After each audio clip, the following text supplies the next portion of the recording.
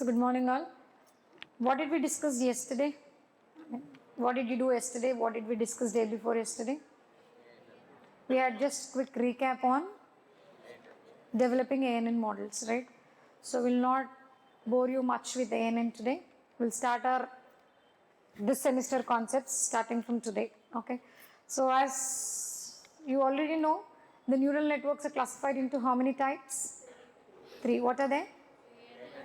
ANN, CNN, RNN. Artificial neural networks, convolutional neural networks, recurrent neural networks. In the last semester we have covered how do we develop ANN from scratch and CNN from scratch, right?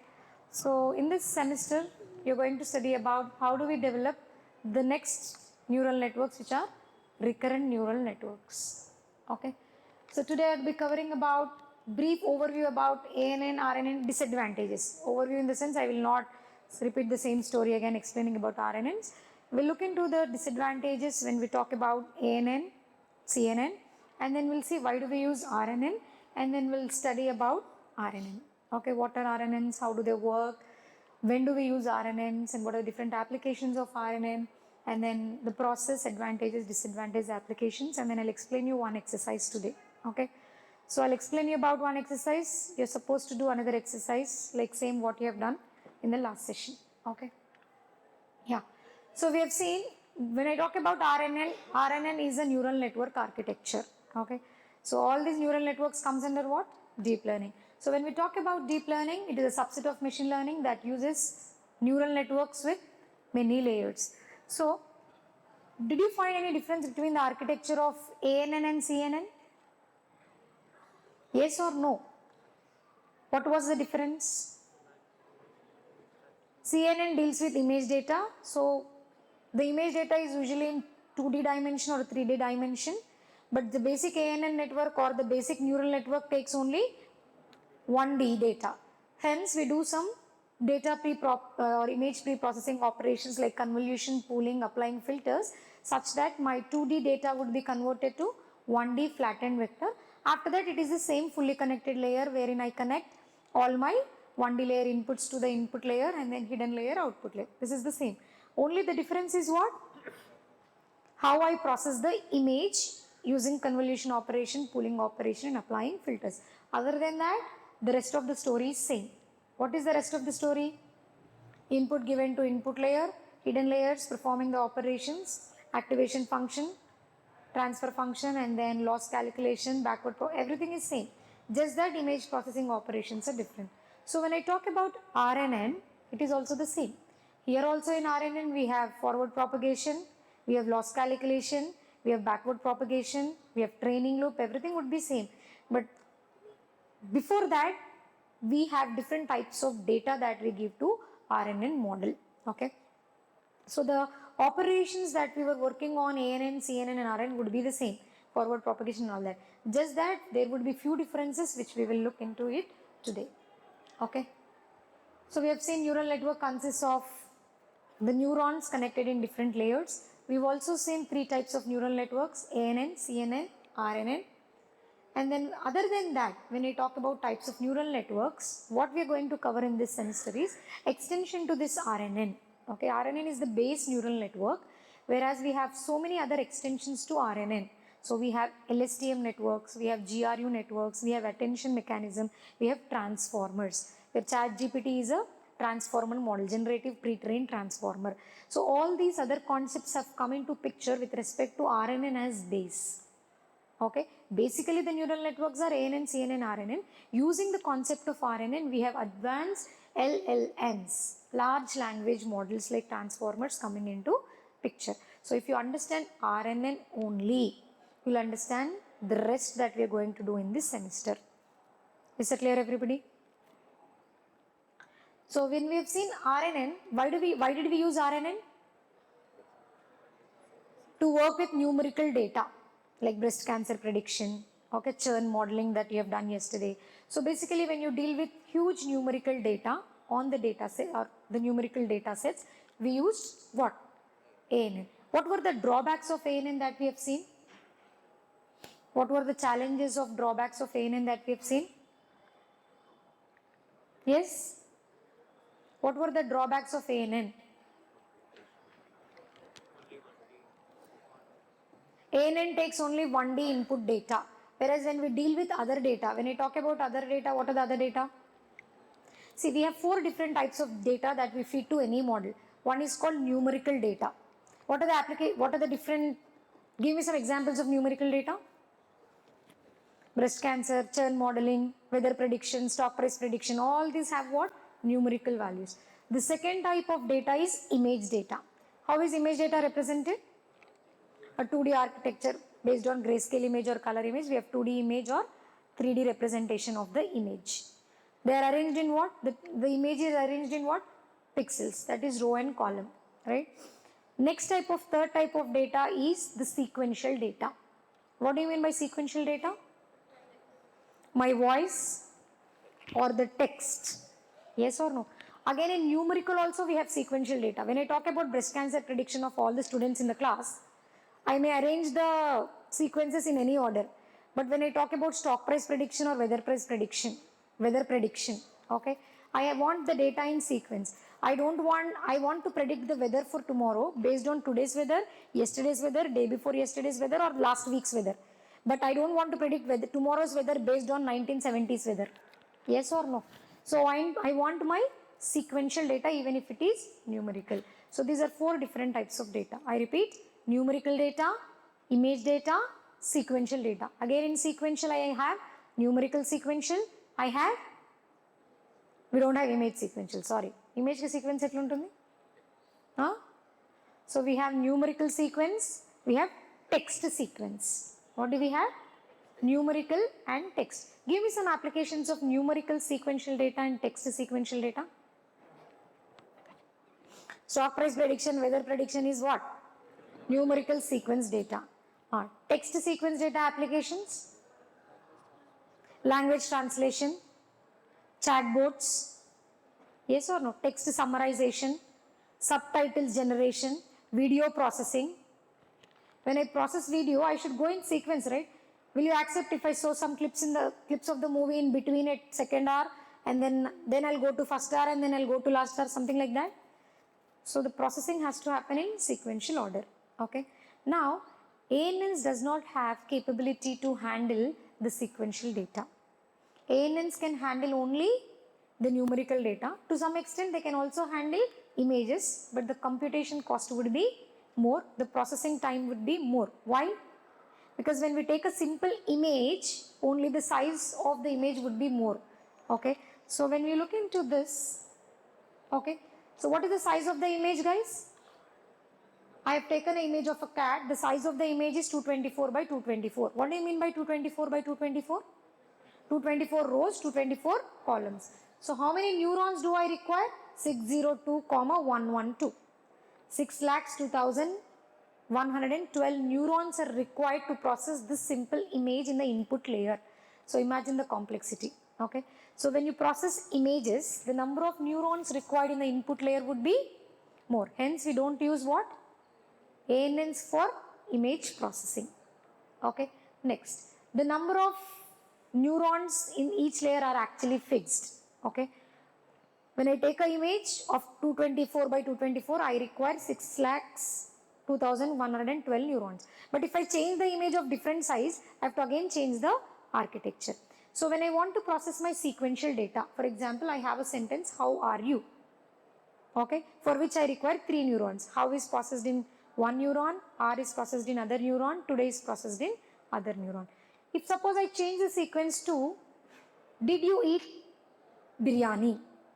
Okay, so how many words are there in the second sequence? 4. So will the old neural network work with this sequence? No, because I have only 3 neurons. So another drawback of ANN is it cannot process sequential sentences because they are of variable length. So ANN can process images, but the computational cost would be more or the circuit becomes complex. ANNs cannot process the text because the text is of what? Variable length. I am speaking, let's say 1000 words today.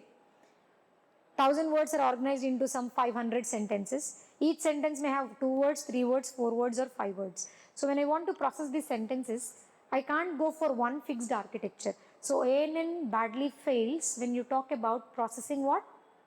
Sequential data. Okay, and then too much computation also. What do you mean by too much computation? When I take a sequential data, what is the sentence that I've taken there? How are you? Okay, there are 3 words. So does the machine understand the language that you give? How are you? You have to convert these words into what? Some word embeddings. We have to convert this word into some what? Word embedding. 3 unte 3-bit word embedding is okay. 3 words ki 001 is how, 010 is are, 100 is you. That is okay.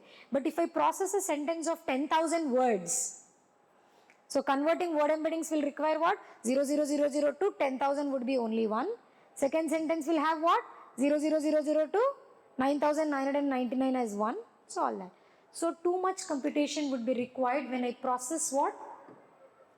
Sequential data or text data with respect to artificial neural networks. Okay. And then no parameter sharing, which means I have a sentence called, what is the sentence that I have?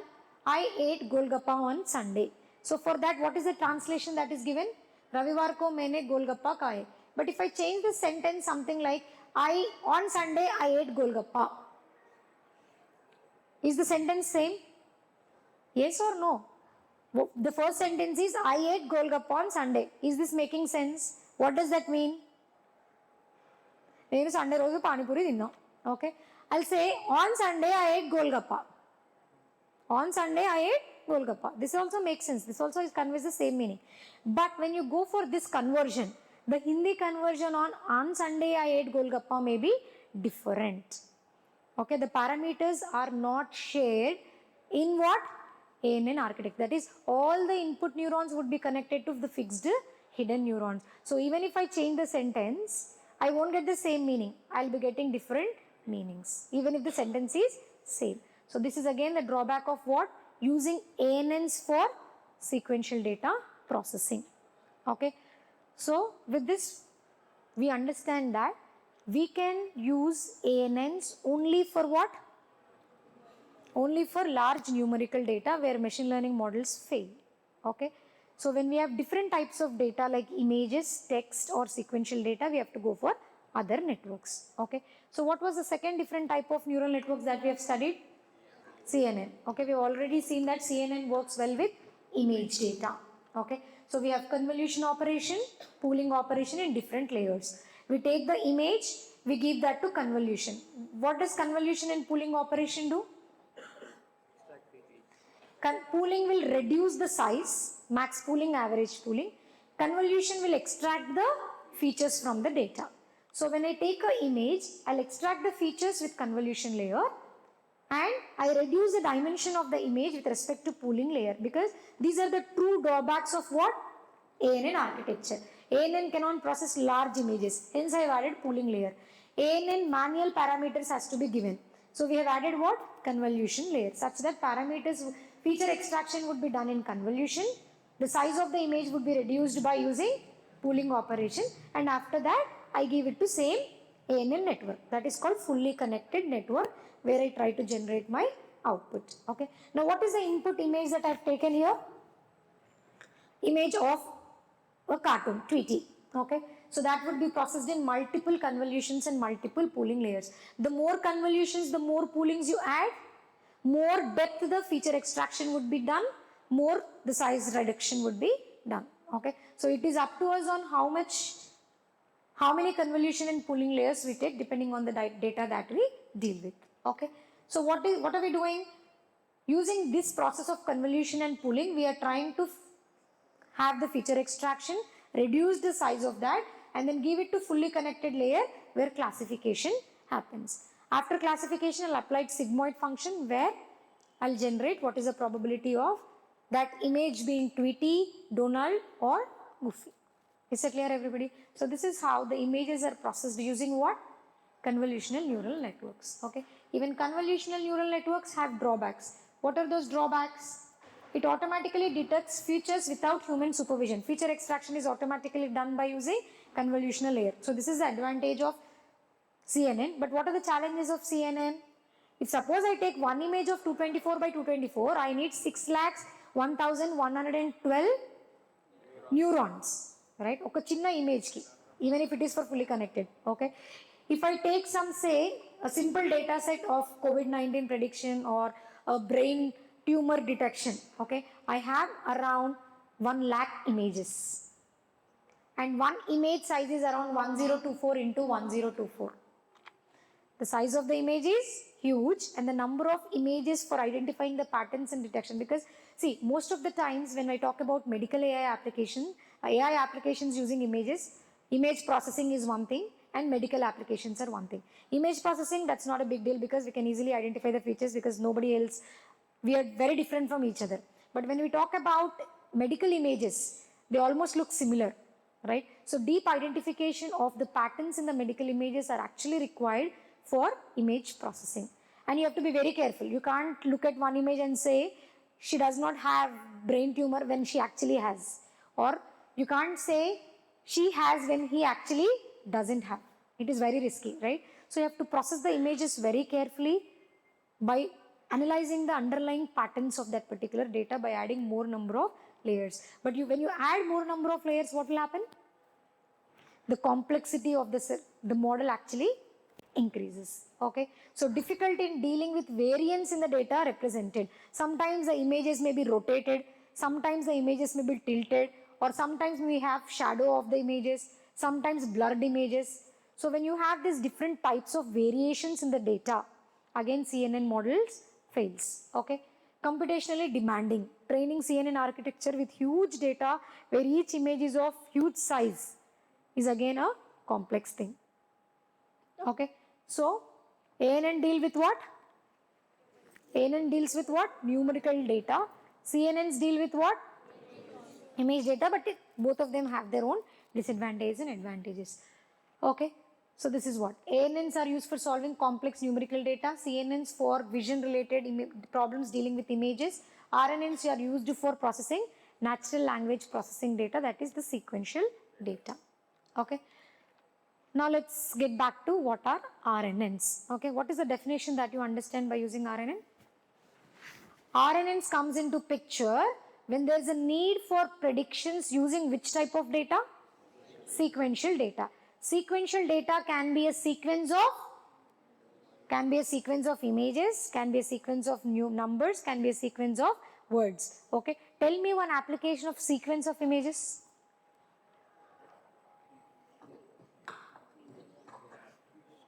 Sequence of images. Yes?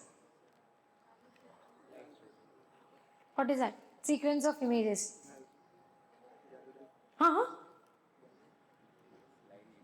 Gallery. Arranging your images. That's a simple thing.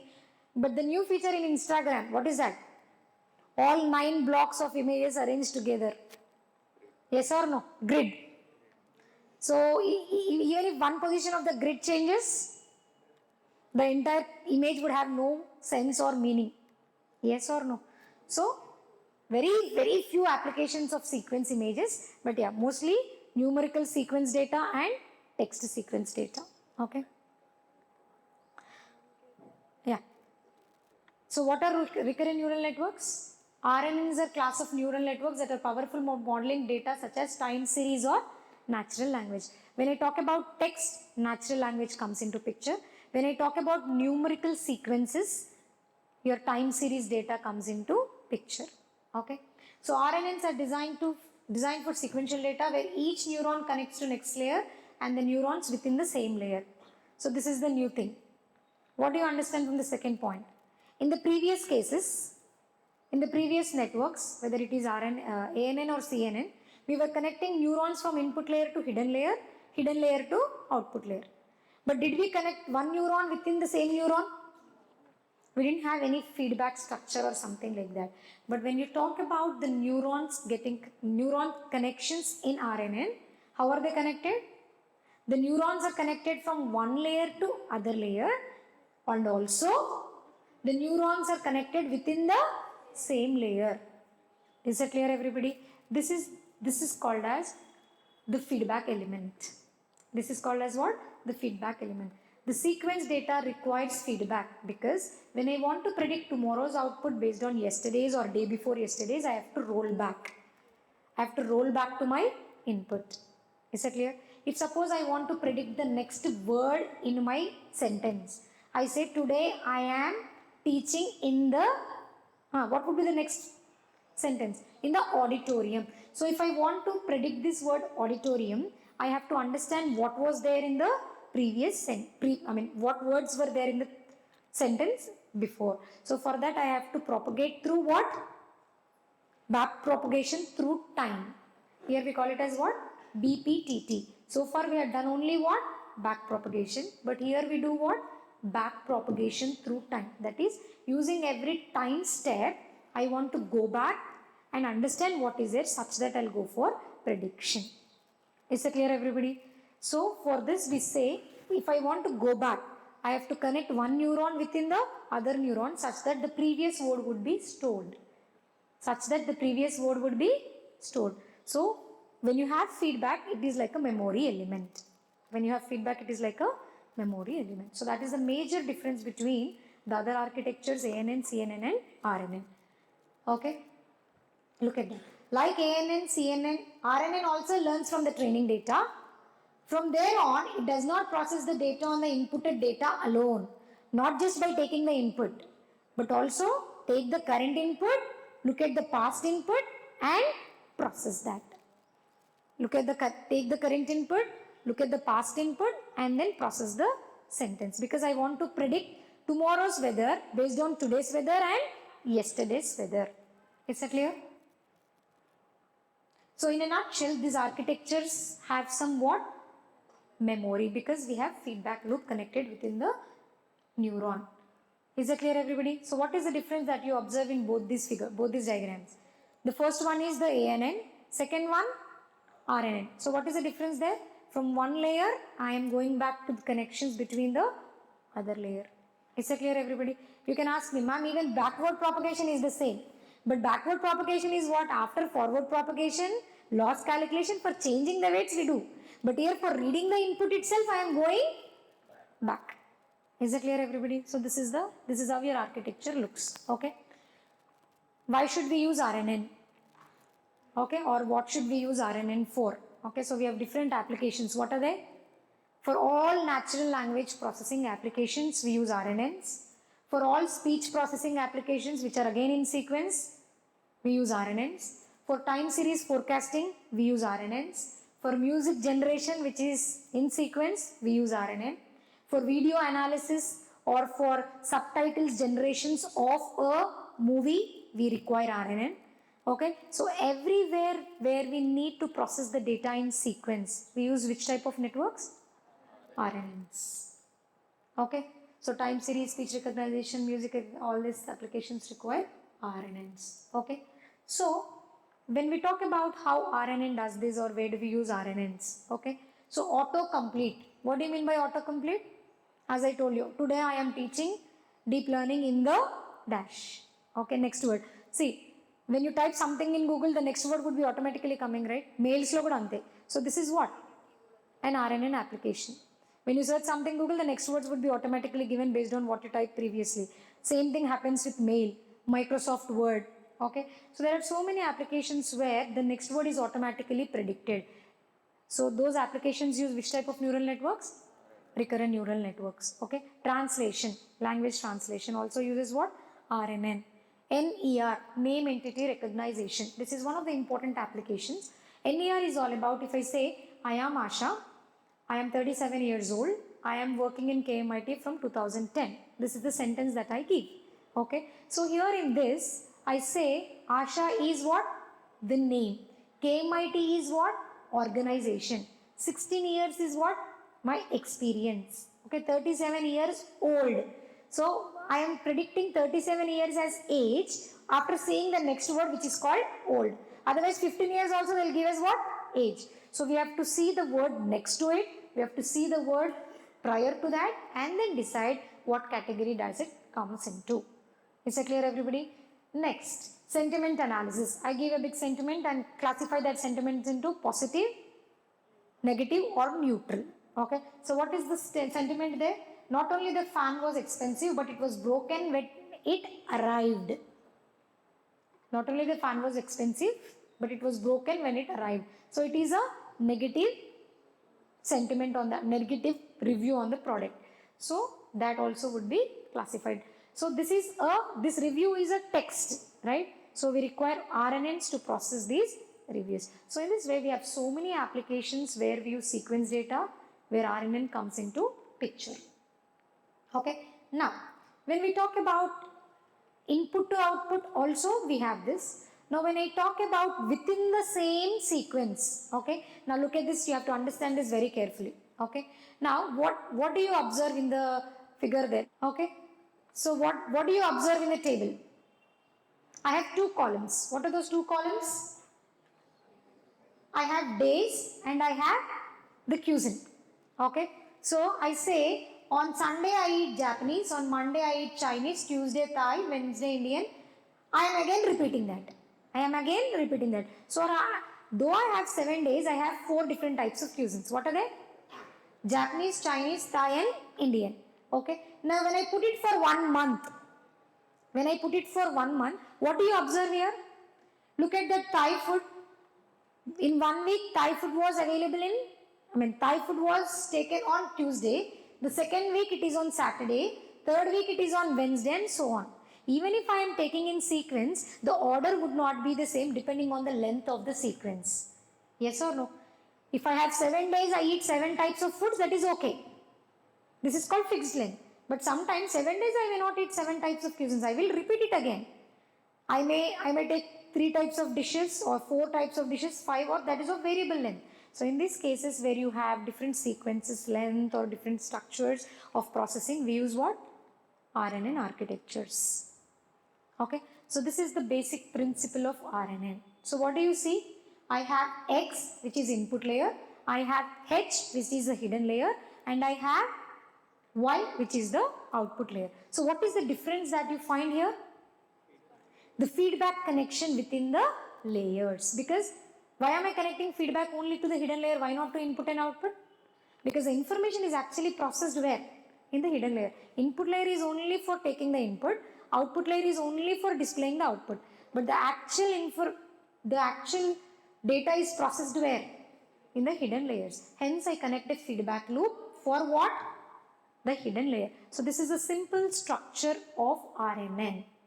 Is that clear? So do we have input layer? Yes or no? Do we have hidden layer? Do we have output layer? So obviously we'll have forward propagation, loss calculation, backward propagation through time, and the same thing. But what is the major difference? We have feedback loop to the RNN structure such that the input sequence would be stored. The previous input sequence would be stored for making a meaningful sentence, for understanding the sentence in a meaningful way and generate the appropriate output. Okay. Now this is the elaborated structure. Okay. So what do you observe in this? Okay. So when I have input layer, hidden layer and output layer, so this is elaborated something like this. Okay. So I have X of t in between. The third one is the actual input. Okay. So currently I am giving my input as X of t, but that neuron will take X of t as input. Along with that, it will also take what? The input generated from the previous state, which is called H of t minus 1. Okay. Observe this diagram very carefully. Okay. So I have X of t, which is given to H of t, but for that B point, I am taking X of t and also considering what? H of t minus 1. Okay. So you can observe it very carefully here. Okay. So when I process my current input X of t, the RNN process X of t along with what? H of t and generate what? H of t plus 1. How is H of t plus 1 generated? With respect to X of t and with respect to H of t minus 1. The input that is stored in the previous hidden state and the current input which will generate the next hidden state output. So what is the input here? 2 inputs. X of t, H of t minus 1. What is the output here? H of t plus 1. Is that clear? So how do I put that into sentence? Look at that. H of t is equal to, the current hidden state is equal to what? H of t minus 1, comma, X of t. Is that clear, everybody? Okay. Now, When I talk about mathematical intuition of RNN, what do you observe here? I have x of t, I have h of t minus 1, which is applied to an activation function. Which is applied to what? Activation function. Okay. With which we generate the new hidden state, which is what? H of t. So what is the formula? Look at that. So the new hidden state generated, H of t, is equal to what? The activation function applied on x of t into wt, wx. What is this w? The weights. We need weights. Same like ANN. We have to generate weights. Okay. So wx plus wx into xt plus wh into ht minus 1 plus what? The bias term. To introduce nonlinearity again, we add weights and biases such that the model learns from the data. Is that clear? Did you understand this expression? If you understand this expression only, we can go forward. What is the output? H of t. Current state output. Next state output be H of t plus 1. The current state output is what? H of t, which is equal to what? The activation function applied on the current input and the past input with weights multiplied and bias term added. Is it clear, everybody? Yes or no? Okay. Now this concept, so the first figure is called unrolled figure. The first figure is called what? The unrolled. That is the basic folded diagram. Okay, Okate loop is taking that is called as basic folded diagram. The first figure on the left is called what? Unrolled diagram. That is depending on the sequence length that you have. See, I told you, right, ANN does not handle variable length. Okay, so here with respect to this unrolling concept, depending on the sequence length, that many RNNs or that many hidden state would be organized. So here we will not have any issues with what? Handling sequences with variable length, because initially we'll have the folded diagram. Depending upon the sequence length that you take, it will unroll into that many of RNN architectures. Is it clear, everybody? Yes or no? Abdamautunda? Okay. So what do we have? We have input layer. We also have recurrent layer. So what is this input layer? X of t. Okay. Please read that. The input to an RNN is a sequence data, which can be sequence of words, character, or other elements like numerical data.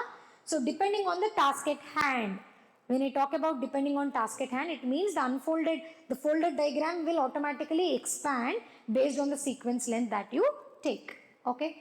So in the context of character level RNNs, the input sequence comprises of what? Individual characters, that is processing ASHA as A, S, H, A. This is character level. When I say word level, I am ASHA. I is one word, am is one word, ASHA is one word. You can process character level. You can also process what? Word level sequences. When I talk about recurrent layer, the name itself is what? Recurrent neural networks. So this recurrent layer is nothing but the feedback loop 1. Okay, look at that. The recurrent layer processes the input sequence one element at a time. Okay, at each time step, what is time step? That H of t minus 1, that is called time step. At each time step, it takes what? Please read that. At each time step, it takes what? The current input and the previous hidden state as input and generate what? New hidden state. What is the current input? X of t. What is the previous hidden state? H of t minus 1. Based on these two, it is generating what? H of t. H of t. The next state would be H of t plus 1. Okay. So this recurrent nature enables the model to capture what? Sequential dependencies. Next we have what? Output layer. So depending on the task, RNN may have any type of output layer, that is single layer output, multiple layer outputs and all that, depending on the task that we work on. Next, hidden state is nothing but what? The internal memory unit of RNN, which plays the crucial role in capturing what? The context of that particular word in the sequential data. Okay. Now let's see how RNN process the data. Okay. So what is step 1? Input at each time step is given. X of t minus 1, X of t plus 1. The current input would be given. Next, calculating hidden state. Using the current input and the previous hidden state, the network will calculate what? The current hidden state, that is H of t. And then state transition. The current hidden state h of t now becomes what? H of t minus 1 for the next sequence. Okay. And then sequential processing would be done.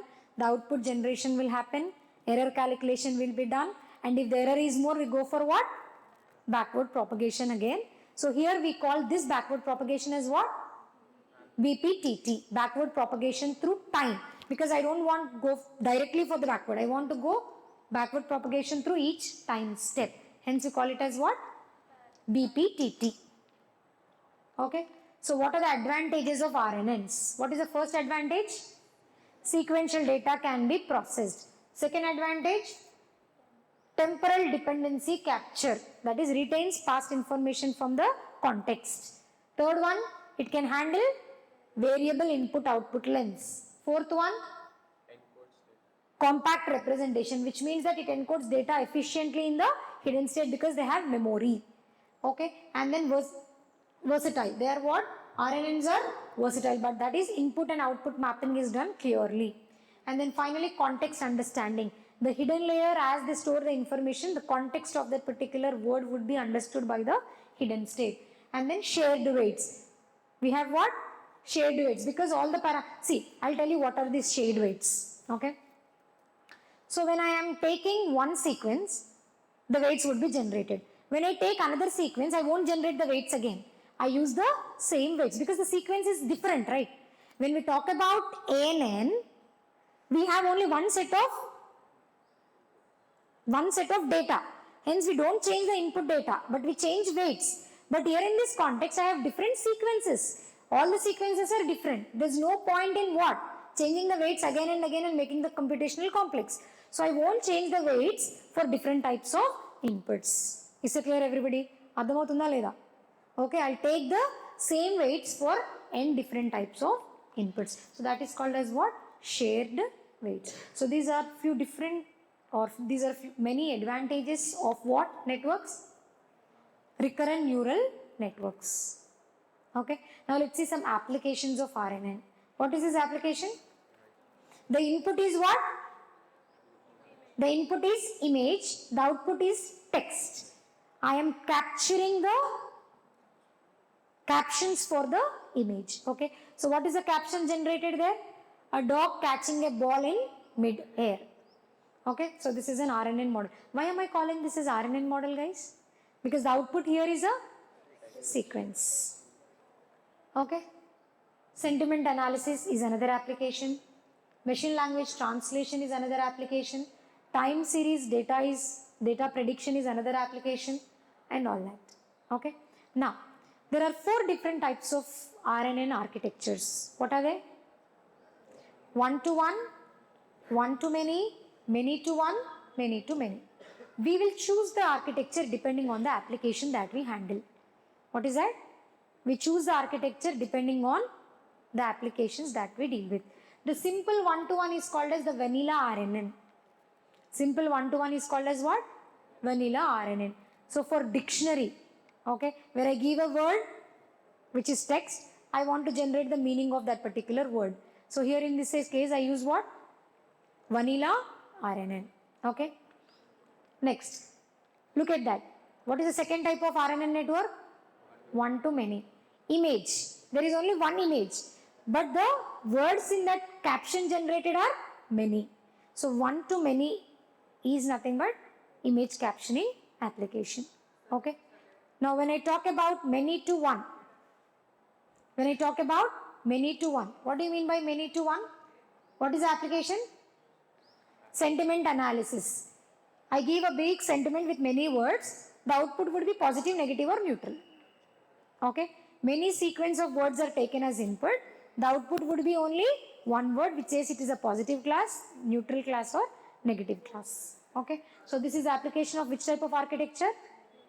Many-to-one. This is called as what? Many-to-many, the fourth architecture. So language translation. Many words are given as input, many words are generated as output. Text summarization. Many words are given in input, many words are generated in output. So the type of RNN architecture we choose depends on what? Depends on the task, or depends on the problem statement that we are handling with. See, as RNNs are complex structures, So you have to be very specific about the application and which type of RNN architecture we basically use. Is it clear, everybody? Okay. So what are they? One to one, one to many to one. Again, in many to many, we have two things. Okay. Next word, predictions. After we take the sequence, don't generate the simultaneous output, but generate the outputs after the next. So that is called as semi-sync. Okay. But when I go for language translation, I give the words now, generate the words then and there. So that is called as what? Full sync. Depending on applications again, many to many is of two types, semi-sync and full sync. Is it clear? So there are two problems, two major drawbacks or problems of RNN. Okay. So one is called as vanishing gradient problem. The second one is called as exploding gradient problem. Okay. So what is that? Depending on what? We have two problems of RNN. What were they? Vanishing gradient problem and exploding. We've already seen about these two problems, right? What is this vanishing and exploding gradients? When I go for backward propagation by adjusting weights, if I take more number of layers, the weights would be gradually vanish. That is, I may not have any smaller value to change yet. So this is called as what? Vanishing gradient. The same thing when I want to go for the forward propagation and adjust the weights, what will happen? The weights would be more such that they explode. Okay. So when I am dealing with large sequences, when we are dealing with very large sequences, we have these two problems. What are they? 1 million words తీసుకున్న RNN లో. Understand this problem very clearly. When I take 1 million words in RNN, that last 1 millionth word may not remember what was the first word or second word or the third word, because the weights were not updated properly, because for those 1 million words in sequence, the weights were gradually vanished. So hence that first word will not be captured after processing that 1 millionth word. Or say 10,000 words low. After I process that 10,000 words, I may not be able to know what was there in first word or second word, because the weights were not adjusted. Is that clear, everybody? So these are the two problems. So what are vanishing gradients? As number of hidden layers grow, when does hidden layers grow? When I take large input. Yes or no? When I take large input, the number of hidden layers grows, gradients become very small and weights will hardly change. Okay. So this will hamper the learning process. Similarly, what is exploding gradients? When individual derivatives are large, the final derivative will become huge and the weights would change drastically. This is called as what? Exploding gradients. Vanishing gradients and exploding gradient. So these two are the drawbacks of RNN. Is it clear? For that reason, we go for different types of RNNs, which are called as LSTM and GRUs, which would be covered in the next session. Okay. So for today, we will be handling only what? RNNs. What are the drawbacks of RNNs? Long-term dependencies. We call that as what? Long-term dependency. Because of vanishing gradient problem and exploding gradient problem, long-term dependencies, capturing long-term dependency information would not happen in RNNs. Hence, we go for the next architectures. Mala next architectures lo disadvantage untai. Andukane we have this attention mechanism. Using this attention mechanism, we have our transformers design. So in this session, in this semester, these 3 weeks, you will be learning about RNN, drawbacks of RNN, how do we overcome that long-term dependency by using LSTM and GRU, what are the drawbacks again for LSTM and GRU, what is the need for attention mechanism, and how transformers are designed using attention mechanism. For today, I will be covering only RNNs. Okay. So what are the advantages of RNNs? Two advantages. What are they? Sequential data is processed and memory elements. Memory is there such that the previous information is stored. But what are the disadvantages of RNN? Vanishing gradients and long training times if I go for more number of hidden layers for larger sequences. Okay. So to overcome these problems, we use what? LSTM, which are called as long short-term memory, or gated recurrent units, which are slightly modified versions of RNNs. LSTM is modified version of RNN. GRU is modified version of LSTM. Okay, so we have RNNs, that is a structure. We have some modified structure of LSTM and then GRU, which we'll be learning later. Okay, so RNN, LSTM, and then we have what? The transformers. Okay, so how did the journey start? From the basic era to we have studied about RNNs, LSTMs, GRUs, attention concept. In attention again we have DPA, dot product attention. From there we have our transformers. Is that clear? So this is what is covered in your 3-week course. Is that clear, everybody? Okay. Now let's understand this particular example such that we'll understand how RNN work. Okay. Yeah, listen to me. When we talk about, no discussions please. When we talk about RNN, we will just use only numerical data. We can use text also, but you doesn't know about how do we pre-process text and all that. So in the next session we will be covering about what is text, how is text pre-processing done. See, what will happen if I don't pre-process the data and give it to the model directly?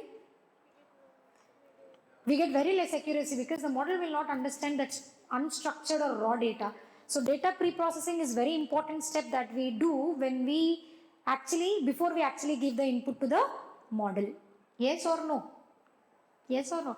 So ikkada text and text pre-processing cheyali. Okay, so for that reason, as the time will not be sufficient for us to cover text pre-processing, in this session for RNN we will be using only numerical data. Okay, so this is the exercise that you're going to do tomorrow. I'll just explain you the conceptual understanding. I'll explain you the code for another exercise today. But tomorrow in the lab you're going to work on which exercise? Stock price prediction. Okay, now let's see how RNN works. Okay. What do you observe there? There's a graph. There's a graph in blue color, which is nothing but the stock price prediction for 5 days. Okay. So I am segregating the output Y of these 5 days as 3. Low, medium, high. The stock price is low, medium or high for these 5 days. Okay. 4 days, sorry. When 4 days, 5th day is prediction. Okay. Now what do you observe in this figure? I have 2 companies stock price prediction. One is given in what? Blue. Other is given in what? Red. Here they are of different variable lengths. Why? Blue is for 9 days, whereas red is only starting from where? 5. So both I have stock price prediction for both the companies, but one company is starting on day 1, the second company is starting from day 5. Your ANN, CNNs will not capture these variable length sequences. But here your RNN will process these variable length sequences. Okay. Now look at that. Okay. So for example, we have more time points for the data in blue line. We have very less points for the company with the red line. Okay. So in this case, we require sequential data. See, this is sequential data, right? Day 1 price, day 2 price. I will predict day 10 price based on day 9, day 8, day 7, day 6, day 5 and so on.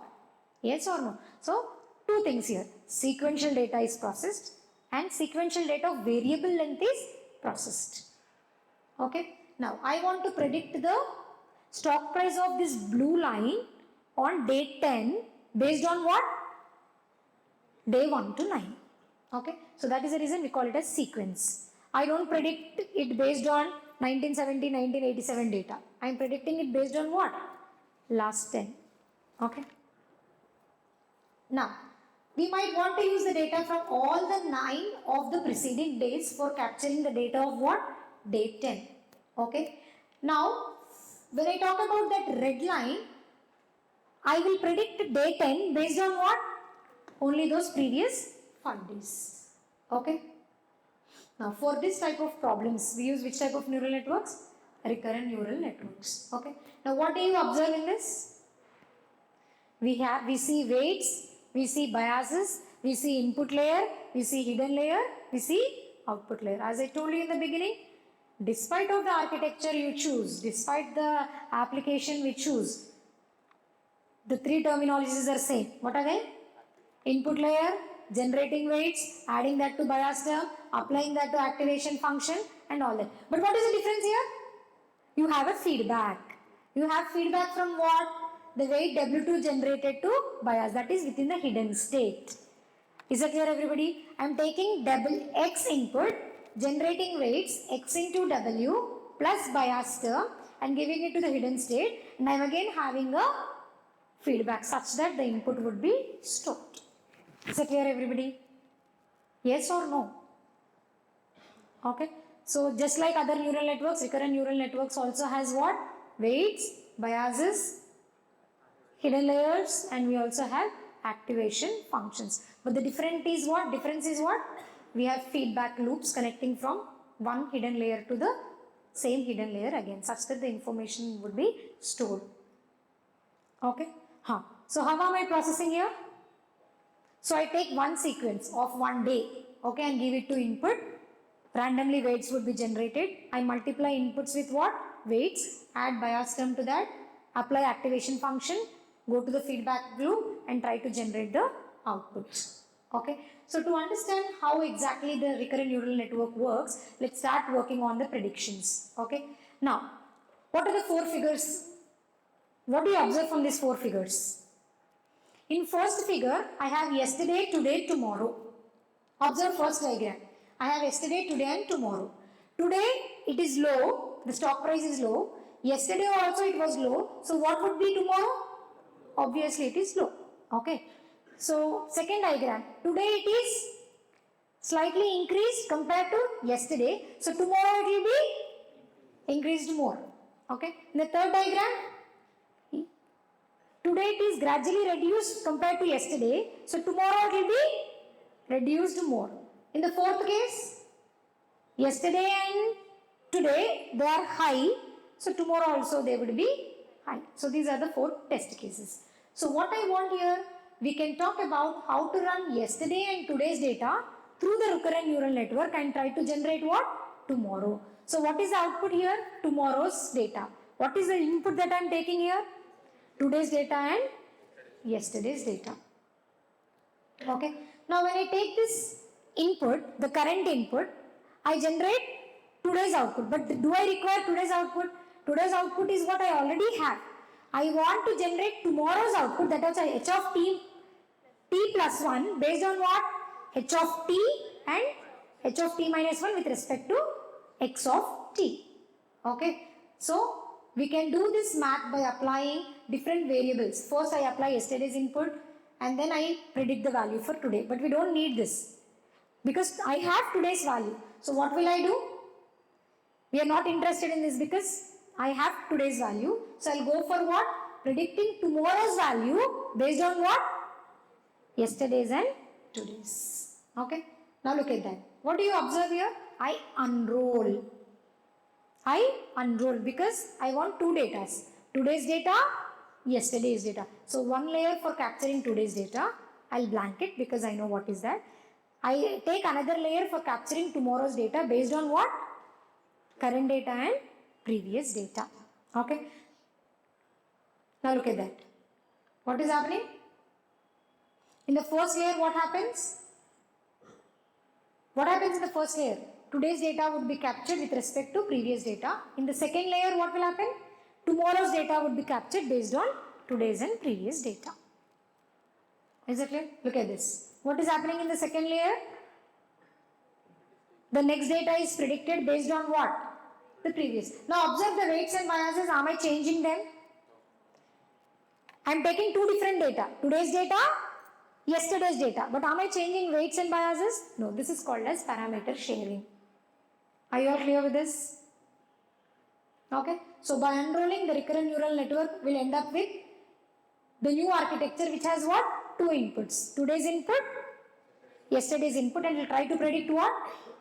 Two outputs. What are those two outputs? Today's output and next output. I am not interested in today's output because I already know the value. So I'll ignore that output of the first block, but I'll only consider the output of the second block. Okay. So the first, you'll understand it clearly here. Look at that. The first input is given is what? Yesterday's value. The second, which will generate what? Today's value. The second input will have what? Today's value, which will predict what? Which will predict what? Tomorrow's output. By taking what? Feedback from yesterday's. Is that clear, everybody? So this is how, look at that. Are you all clear with this? So what is first input? Yesterday's input. What will be the output of the first? Today's output. This today's output would be given as input to the second. Based on this, I'll generate what? Final output. So do I need today's output there? So I'll simply ignore today's output. I'll take the feedback from the first hidden layer with respect to this feedback from yesterday's hidden layer and today's current input. I'll generate what? Tomorrow. Is it clear? So I'll explain you. Listen. Here I am giving what? Yesterday's input. Here I am generating what? Today's output, which I don't need because I already know the value. Hence I am masking it. Okay. Using this and respect to today's output, what is this today's output? X of t. What would be this one? H of t minus 1. What am I generating? H of t, which is tomorrow's output. Is that clear, everybody? Okay. So predicted value for tomorrow based on today's value and the previous hidden state input.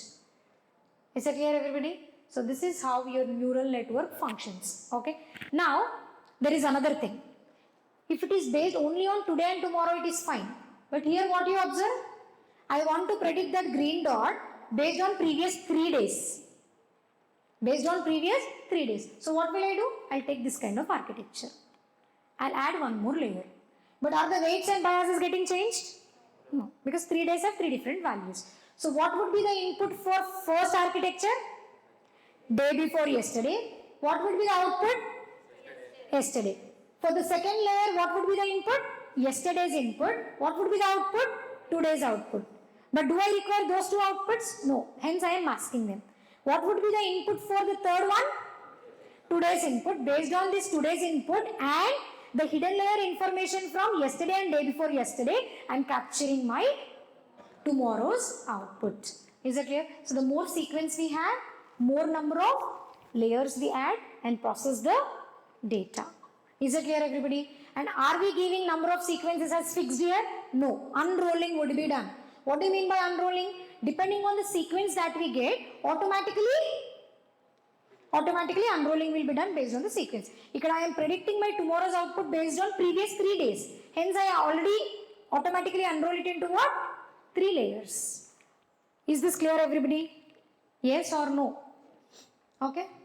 So regardless of how many times we unroll, a recurrent neural network, in the recurrent neural networks, the weights and biases are shared across the input without any change. Okay. So this is all about the theoretical concepts of what? RNN. What is RNN? How RNN works? RNN process flow, different applications of RNN, different types of RNN, and some simple example depicting how RNN works. Okay. Now you can take a break for 10 minutes. Come by 11 o'clock. We'll start quiz, theory quiz, and then we'll go with what? Practical exercise, code explanation of how RNN works. Okay.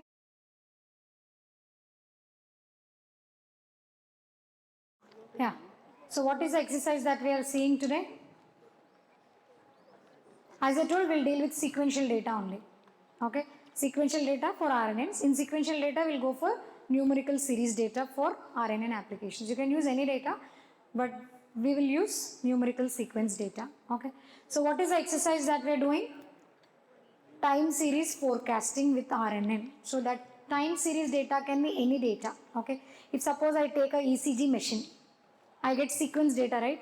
Yes or no?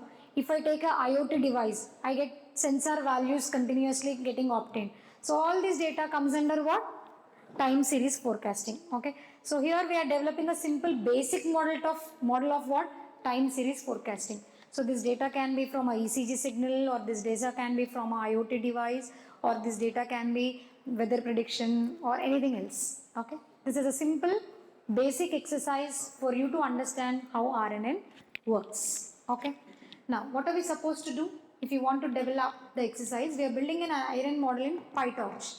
Okay. So we will be using PyTorch, not just the basic scratch building. We'll be using PyTorch for some modules. Okay. So we'll be building RNN network using PyTorch to predict future values of simulated ECG signal. So what is the data that I am assuming it to be? ECG data. Okay. So I don't have any ECG data right now. So we will generate ECG data. Okay. How does ECG data look like? A simple sine wave with some noise in it. What do you mean? What is the basic sine wave? It looks equally perpendicular or equally in good shape. What do you mean by noise added data? Distortions. Okay. So high, low, all that. So I'll create my own data with a sine wave, adding some noise to it, and I will assume that it is a ECG data. You can assume it is sensor data or whatever data it is. Basically, I am focusing on what? Time series data. Okay. Now, look at those 4 important steps. First, we have to prepare the data. I don't have any data set. I want to prepare my own data. So, I am doing 2 things for data preparation. I am generating a noisy sine wave signal. I am generating a noisy sine wave signal, and I'll assume that to be what? A ECG signal. Okay. And then I want to convert the signal into sequences of 20 time steps for prediction. Now listen to this point very carefully. Let's say I will generate 1000 samples. How many data? How much data? 1000 samples of data. I don't want to predict the final output. Okay. I'll divide this 1000 into 20 samples each. That is one sequence of 20 sample. The output of this 20 would be 21st sequence. Are you getting my point? Like I told you, tomorrow's prediction based on today's and previous. This is one. Tomorrow's prediction based on last 3 days. But here what am I taking? I'm taking that sequence of length what? 20. What is the sequence length? 20. The output would be what? 21. The next sequence starts from 22. The 22 to 42. The output would be 43. So this way I am applying the same thing onto all the 1000 sequences. If you understand this point only, you'll understand the code. Let me repeat it once again. I am generating a sine wave signal with how many samples? 1000. How am I operating on this 1000? I am dividing this 1000 into 20 sample sequence. 20 samples of one sequence, and the output of this 20 samples would be the 21st sample. That is, I am predicting the 21st sample based on the previous 20 samples data. Are you all clear with this? This is how I have to prepare the data. Generate the data, divide this data into sequence. So when I say I have 1000 samples, how many sequences will I generate? 20 sequences. Yes or no? Sorry, 50 sequences. 50 into 20 is 1000. So each sequence is of length 20. So I'll generate 50 such sequences. Is that clear? So this is how I'll prepare my data. After doing that, what will I do? I need not do any pre-processing because this is random generated signal. Okay. So I'll directly go with what? Building RNN model. So in building RNN model, what am I doing? I am defining RNN model with some hidden units. So how many hidden units am I taking? 64 hidden units. I have 50 samples. See, if I have 50, I can't take 50. 64, 128, 256. These are the standard hidden units we take. So I have 50 samples. So I am just generally taking it as what? 64 hidden samples. And a linear output layer for time step prediction. I have only 1 bit next value prediction, so I'll take it as only 1 bit. Okay. So once I'm defining the RNN model, I'll go for what? Training the model. Same ANN training.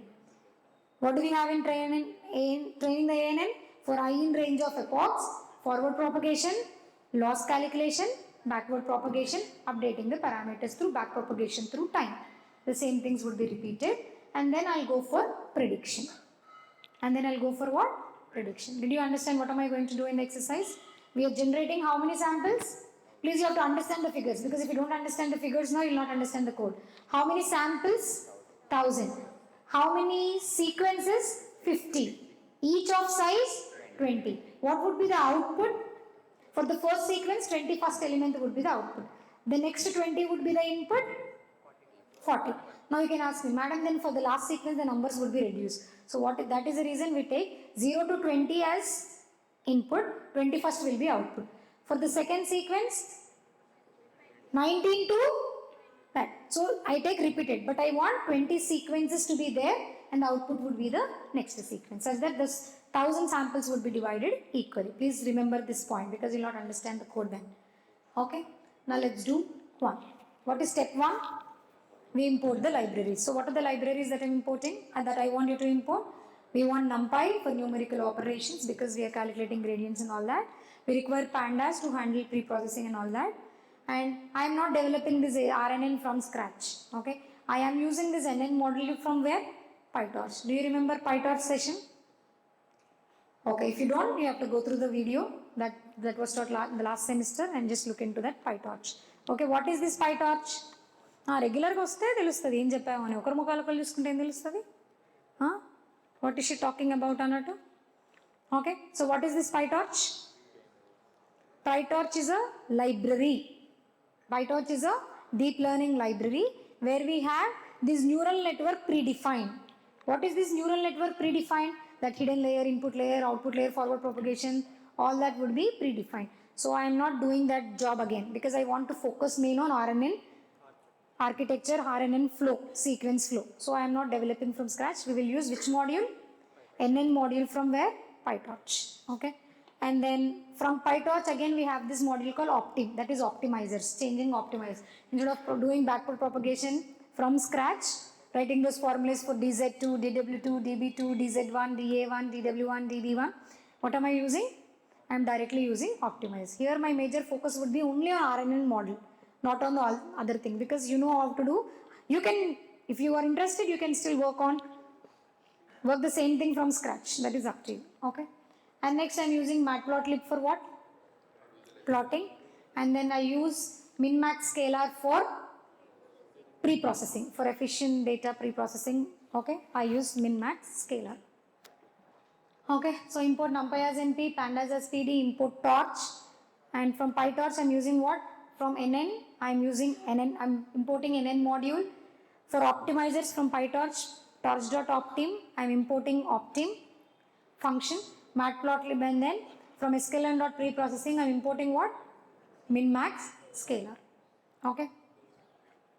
Now, what is step 2? What is step 2? We have to prepare the data. Okay, as I explained you, the data consists of 1000 samples. 1000 samples are divided into 50 sequences, each of length 20. Okay, so create a synthetic ECG signal using a sine wave with added Gaussian noise. This is achieved, this is done by using which function? Using in NumPy we have linspace. Using that I'll generate a sine wave. Okay, and then I want to add, linspace is used for sequence 0 to 1000 with range. Okay, np.sine will generate the sine wave. Okay, now I want to add some noise, because if you don't add noise, the sequence would be what? A simple sine wave. Predictions will not happen. So I want to introduce some noise. So how do I introduce noise to the signal? By using random.normal. Okay, random.randn will generate the values. Random.normal will introduce some random noise to that particular signal.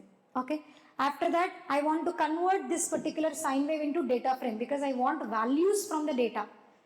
I am generating a signal. From that signal I want to generate values. Even your ECG signal will have the graph. From that you have to generate the values, for which we use what? Data frame. Okay, so we want to I want to convert the graph signal into what?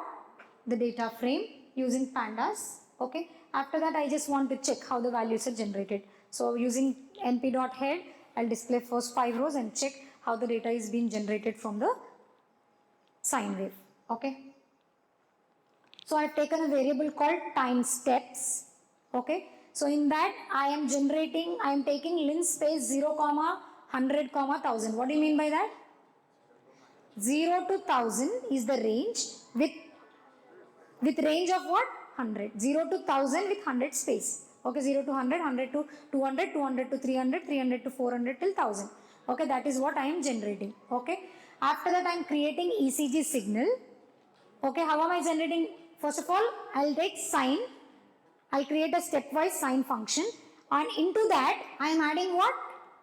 Random noise. So np.random.normal, I am adding some random noise. Okay, with scale of what? I am adding noise for scale of 0.1, and I want to display that in time steps. Are you clear with first 2 steps? Yes or no? What did I do first? I have created a sequence. In the second step, For that sequence, I am generating a sine wave by adding noise to that. Okay. So after I generate the sine wave, I want to convert that into what? The data frame. So I take another variable called df, that is equal to pd dot data frame. I am giving the input data as what? ECG. What is the name of the input data? The feature name is what? ECG. That's the ECG signal I am generating. I want to print the first 5 rows. Okay. So that is how you can see the data being randomly generated. Okay. First 5 samples. So first one is 0.05, 0.07, 0.13, 0.23 and then 0.31. This is a randomly generated data from a ECG signal is what I am assuming. Okay. So this is step 2. Okay. See, here I am taking this data. But tomorrow for your exercise, what exercise are you going to do? Stock price prediction. So you have to download the data set. For that data set, don't write linspace, add random noise and all that. Don't exactly copy paste the code. You have to make the changes as per the requirement. So you will be given data set. For that feature, you have to take it, convert into data frame and then proceed. Okay. What is my next thing? Prepare the data for model training. What do you mean by preparing the data? This step is very crucial and important. If you understand this, you can develop any RNN. Please understand this point by point. Okay. So I want to prepare my data. What do you mean by preparing the data? I have 1000 samples. I want to divide these 1000 samples into 50 sequences, each of length 20. So this 20 would be the input, 21st would be the output. So what is the length of the sequence? 20. What is the length of the output? Only 1 bit. Using this 20, I am generating 1 bit. What is n? The total number of samples, which are 1000. N is what? 1000. Sequence length is what? 50. Okay. Number of sequences in the sequence length is what? 20. Target sequence is nothing but 1 bit output. These 4 terms you have to understand. Okay. Now, first I'll define a sequence length. First I'll define a function called what? Sequence length, which is 20 in this case, and create 20 consecutive values. See, when I say RNN, sequential data, 20 consecutive values, not randomly generated 20 values. There's no point in that. Okay. Values from the ECG data. So I take first 20 samples from the ECG data and then create a sequence length. Okay. Use this create underscore sequences function to generate input sequences and the target values. What is the target value? The 21st output, which is 1 bit. So what is the size of sequence input sequences? 20. What is the size of target value? 1 bit. Got it? Next. Convert the sequences into PyTorch sensors. Okay, what are tensors? The data, the matrix data of the PyTorch is called as what? Tensor. So whatever the input that you give in PyTorch, the data would be converted to what? Tensors. The data would be converted to tensors. So I am creating, as I am using PyTorch module NN here, I have to convert my data into what? Tensors. Are you getting my point? If you are developing from scratch, you need not convert this into tensors. But as I am using NN module from PyTorch, I am converting my data into what? Tensors. Okay. So convert the sequences and targets. What are sequences? Those 50 sequences of length 20, as well as this target into what? PyTorch tensors, and then add an additional dimension. Please understand this point. We are supposed to add what? Additional dimension using what? Unsqueeze function. Okay. So when I am developing my tensors, I am supposed to add an additional dimension to it. By using which function? Unsqueeze. Okay. To shape the data appropriately for PyTorch models. For PyTorch models, we need to do this operation which is called as what? Unsqueezing, to add one dimension to it. Okay. Next, inspect the shapes. What do you mean by inspect the shapes? X should be 20, Y should be 1. Just for our understanding if it has been converted properly or not. Okay. After that, I want to create the sequence, convert the sequence into PyTorch, display that, and then see it. Okay. Now this is the code. Look at the first point. What are we doing there? First line of the code. Sequence length is equal to what? 20. Next, I am trying to create those 20 sequences 50 times, for which I'll write a function. Okay. So I'll write define create sequences of what? data. Data is what? 1000 samples, comma sequence length is of what? 20. So in these 1000, I want to divide 20, 20, 20 each. Okay. Sequences is equal to what? Those 50 sequences that I take. Initially, I didn't convert it, so it will be empty. Once you take, it will be appended. Okay. Target is what? That one bit thing which is empty initially. So I'll take empty list. After that, what am I doing? Now, this is very important now. For I in range of length of data. What is length of data? 1000 samples minus sequence length. Means what? In those 1000, I want to take 20 samples. So first 20 samples would be done. So 1000 minus 20 would be done. Is it clear? So those sequences is taken as first sequence. Okay. Now sequence is equal to, look at that. Sequence is equal to data of I colon I plus sequence length. Means what? The next sequence would be starting from the next 21st location. 1 plus the next location. Okay. What would be the target? 21st element. So I is the 20th plus the sequence length would be the 21st element. Okay. Now I want to append that into what? I have generated first 20 samples. I have generated the 21st sample. So where do I put these first 20 samples? In that empty list called sequences. Where will I put this 21st element? In the variable called target. So I am appending them. I am appending them. So when I append it, what will happen? The sequences will have first 20 samples. Target will have the 21st sample. Okay. Now I want to repeat this process how many times? 50 times. Because there are 1000 samples. So for I in range of what? Data minus that many sequence length. So I repeat the same process again. I'll return what? I'll return sequences. I'll return targets. Sequences will have 20 elements. Target will have the 21st element. Is that clear, everybody? Yes or no? So this is how I create the sequences. Now look at the second point. Sequences comma, no discussions please. Sequences comma target is equal to what? In that create sequences, out of those ECG data, I am trying to print the values along with the sequence. This is just for printing. Okay. After that, I am converting it into what? Python. Now I have created my sequence. I have created my target. I want to convert these sequences and target into what? PyTorch tensors. Okay. So what is the function that we use for creating it into tensors? Unsqueeze. So I write torch.tensors sequences comma d type torch.float32 dot unsqueeze. So when you unsqueeze that, a feature dimension would be added. Okay. So the same thing I am doing it for y. So what is x here? The sequences. What is y? The target. Are you all clear with this? I want to print what? X shape and y shape. So what should be x shape and y shape here? X shape should be what? 20. Y shape should be what? 1. Okay, that we'll check once we complete this and start working on the code. Okay. Okay, so create sequences. This is what we have done. For I in range, this loop will iterate through ECG signal and creates input-output pairs with sequences and target, where each input is a sequence with 20 values and output is the next value after the sequence. Okay, so convert the list of sequences and targets into NumPy array and return them. After that, we are converting the target and sequence into PyTorch sensors. Okay. Print the shape of x and y. The same thing that we have done. Okay. So look at that. What would be the sequence shape?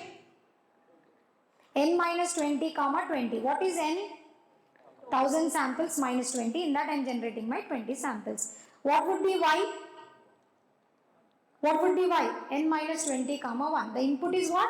1000 minus those 20 samples, comma output is only 21st element, which is 1. Okay.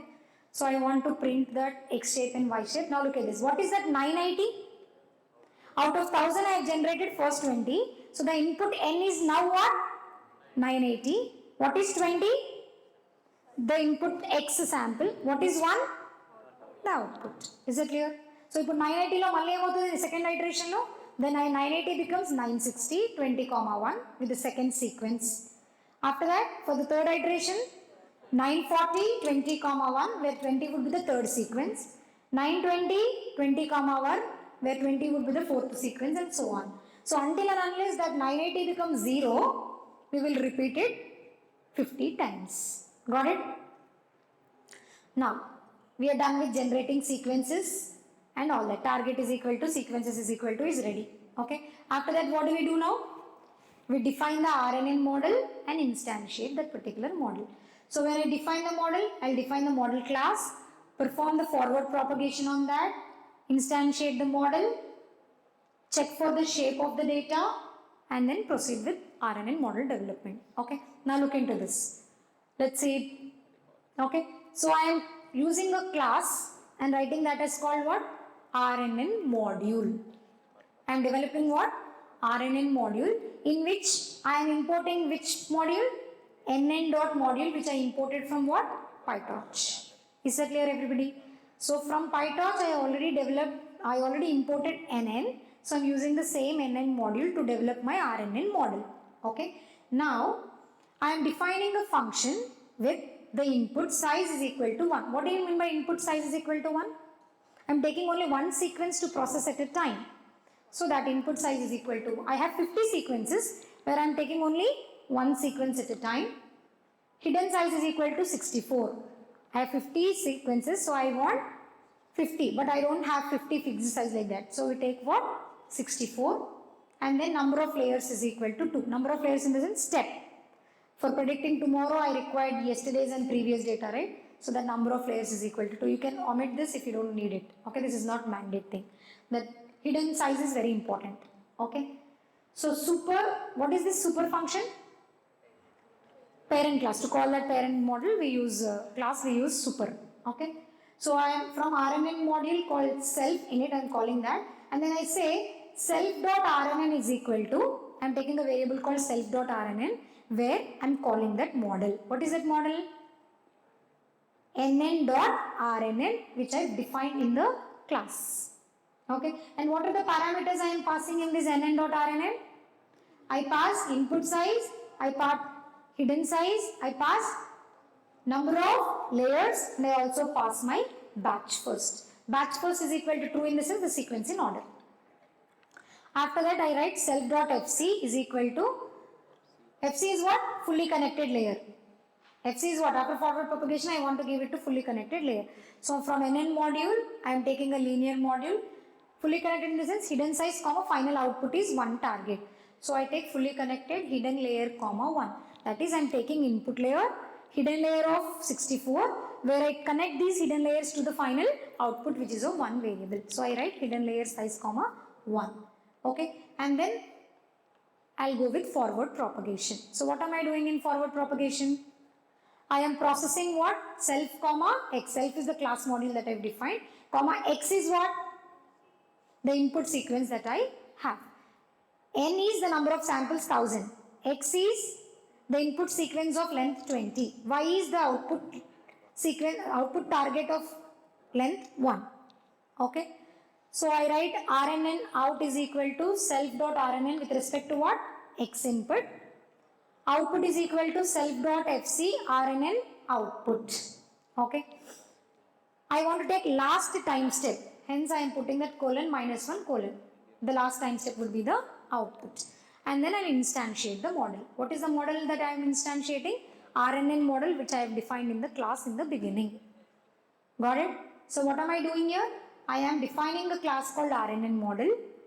Okay, I am instantiating that, inheriting that class using super, and then I am instantiating that particular RNN model. Okay. So define in it will define the architecture of the RNN, saying this has input layer of this size, hidden layer of this size, and all that. Next, define forward function is used for processing the data in sequence, that is from input layer to hidden layer to output layer by adding what? Multiplying weights to the inputs and adding bias to that, like what we have done for ANN, it is the same. Instantiating the model is nothing but calling the object that has been already created in the above class. Okay. So the same thing that I have explained. Now we have to look at the shape at each state. Okay. So what would be the size of X? 20. Okay. What would be the output of the RNN layer? 1 bit. What would be the output of the RNN layer? 1 bit. Okay. Look at that. What is the input to the model? N minus 20, comma 20 sequence length, comma 1 output. Output after RNN layer? N minus 20, comma 20, comma 64. What is this 64? What is this 64? Number of, I am processing my output from where? I am processing my output from hidden layer to output layer. Okay.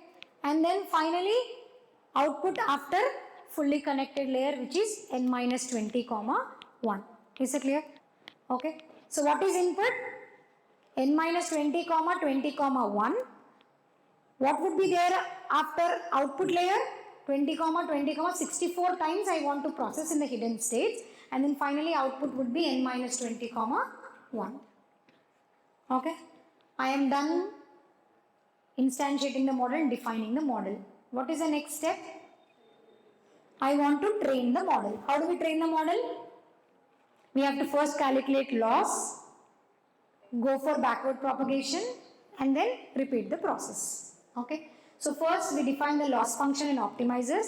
We train the loop and monitor the loss and go for backward propagation through time. Okay. Now look at this. I am taking a variable called what? Criterion, and in that criterion I am putting what? MSE loss. Why am I taking mean square error here? I have continuous values. Okay, this is not a classification task, not binary, not multi-class. I have sequence of values, continuous values. Hence I take which loss? MSE loss. And which optimizer am I taking here? Adam. I have already imported the module called optim, right? So for optim.adam, I am importing this module called Adam. What is the learning rate that I am giving? 0.01 learning rate to update the parameters. And training loop. How many epochs am I running? Epochs is equal to 50. For I in range of epochs, model.train. I want to train the model by applying what? Optimizers. Why do we use that zero grad? I explained that using PyTorch the last semester. Listen. When I am processing this, I don't want my gradients to change in between. I don't want my gradients to change in between. Hence I write it as what? Zero grad. Okay. Otherwise unnecessarily the gradients would be calculated, which is of no use for us. To reduce the computational cost, we use what? Zero grad. Okay. And then output is equal to what? The developed model, which will process the X input. That is, I am simply putting forward pass, compute loss, backward propagation, and updating weights all together and printing the epochs. How many epochs am I running the code for? 50 epochs. Okay. So I want to display 10 epochs. I don't want all 50 epochs to be displayed. I want after 10 epochs, what is the result? After 20 epochs, what is the result? After 30, 40, 50. So 5 times I want to print my result. Okay. Now look at this. Initializes the loss function as mean square error, which will actually compare the difference between actual value and predicted value because my values are continuous here. This will initialize Adam optimizer. After that, I'll revoke the training loop. Forward propagation, loss calculation, backward propagation. Number of times I'm repeating the code. Okay. Now look at that. Zero grad. What does zero grad do? Clears the previous gradient stored in the optimizer to prevent them from accumulating across the iterations. The previous grade should be cleared such that when I am doing optimizer again, the old and new should not get merged. So I use what? Zero grad. Okay. Now I am done with what? Training the model. What is the next step? I have to evaluate the model, that is test the model and then make predictions. Okay. So using model.eval, I am evaluating the model. Again, I'll apply no grad here because even for evaluating, I don't want my gradients to be affected, accumulated and getting affected. So I'll make the predictions, okay, from the last sequence. I'll just take last sequence and check how the predictions are being happening because I'm sequentially processing, right? First sequence of length 20, second sequence of length 20, third sequence of length 20. So where am I ending up? At the last sequence of length 20. So I will just want to check the predictions of what? The last sequence. Okay. Update the input sequence and print the predictions. Now look at this code. I'm using a function called what? I'm using a function called model.evaluate. Okay. with torch dot no grad. I don't want any gradients to be accumulated. So clear all the gradients as of now. Okay. Now I take test sequence is equal to x minus 1 of unsqueeze again. Why? Because the dimension was added there.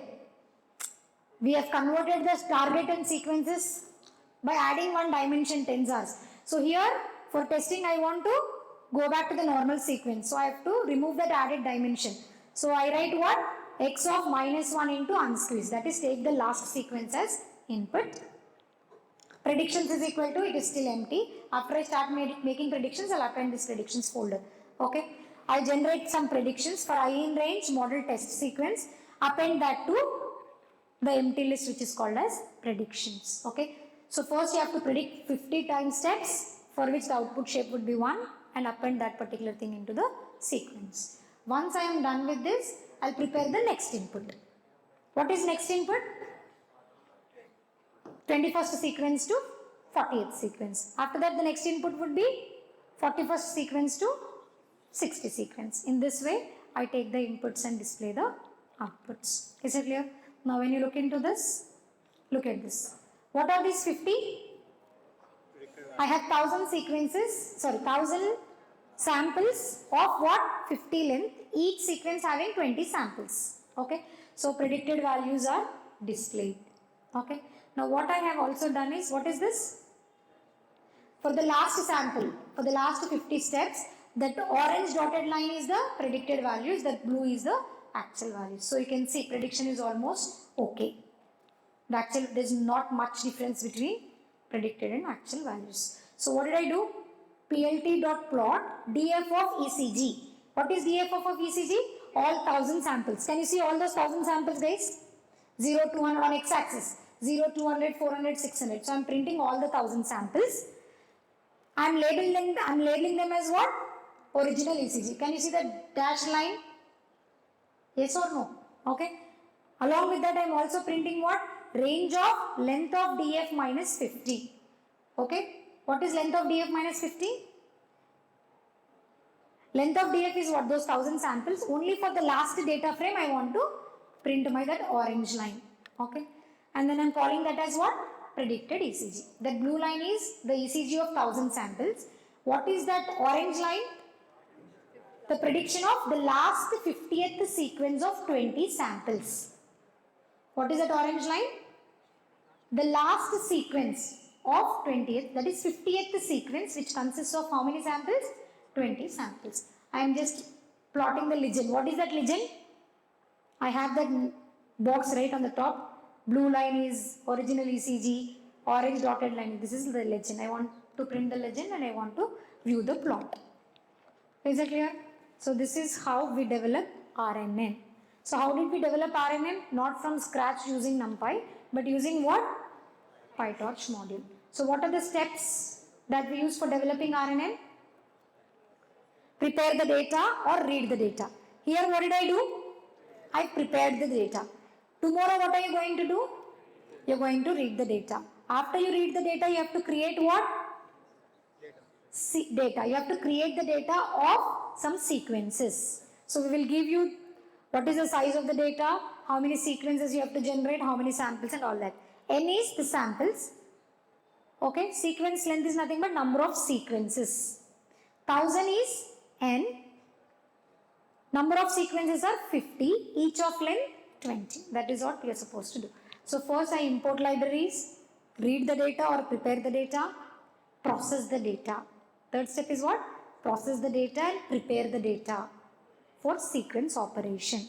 After that, I instantiate the RNN, call the RNN module by using class function and instantiate the RNN module. After that, I train the model. Train the model with what? Taking loss, taking optimizers, and then putting it in the loop where I do forward propagation, loss calculation, backward propagation, updating parameters with no grad. Okay. And then I print the number of epochs. And then I evaluate the model with NN.eval. Is that clear, everybody? So preparing the data is very important here. When you get sequence of data, you have to prepare the data.